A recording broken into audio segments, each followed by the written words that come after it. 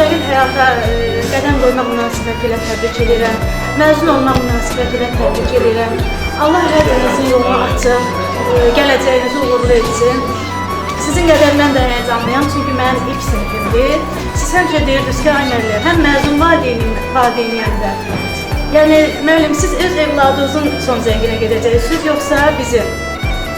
Mən də dedim ki, mən öz vəzifəmi yerinə yetirərək sizin məzun gününüzdə gəlib iştirak edəcəm və sizi təbrik edəcəm. İndi ola bilər biraz həyəcanlıyam, səsim də əsir. Hər birinizi təbrik edirəm, bağlamağa sıra, gələcəyinizdə uğurlar arzu edirəm.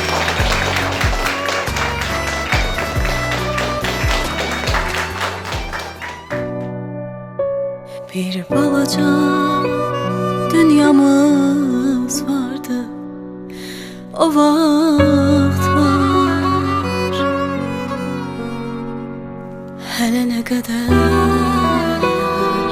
qarşımızda sınaq var.